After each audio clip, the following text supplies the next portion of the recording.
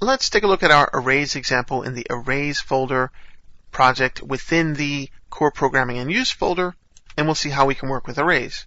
We're working with an integer array and an object array. You can see the way that we implement that, way that we work with that. And then equals new integer, it's an array. Put the bound there or don't. Multi-dimensional would have a comma and then additional dimensions if you wanted to.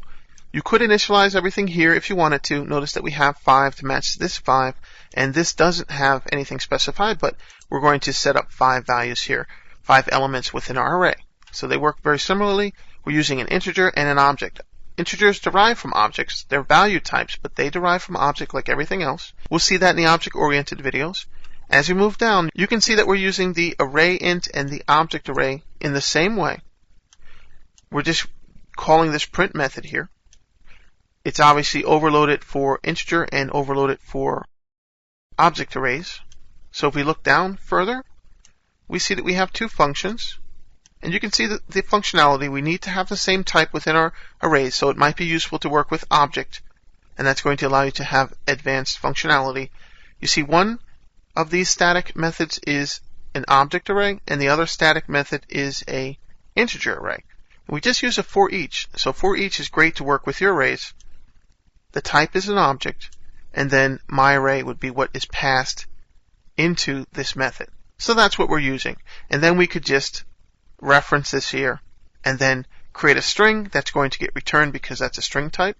So it's just creating a whole list that you're going to see in the output, doing the same thing for the integer. So you can see the functionality, how it relates to each other. Using an object over using an integer is how you're going to be able to do some advanced things outside of using the same type within, say, an integer or basic type, for example, primitive type. And for each is a great way to get at your data as well. So you could just type in the dot notation to see even more functionality from the int or from the object. You see that you can do copying, you can get the length, get the value for a particular index element, and you can do so many different things. Length is very, very important. So you want to look at these as you want to, as it becomes available. There are more advanced ways to work with the collection classes as well, not just arrays, but you can do a lot of different functionality. I encourage you to dive in and see the different things that you can do in more detail. So additionally here, we're using the copy to actually array.copy statically. We are taking this as the source, this is the destination, and then we're copying the first 3 elements from one array to the other. You can see how we can pass them back and forth between the types here because objects are the parent type of what this integer type is. This is a value type, but it's object. Everything is an object, so you can do that. Advanced functionality type things. And then we just output that.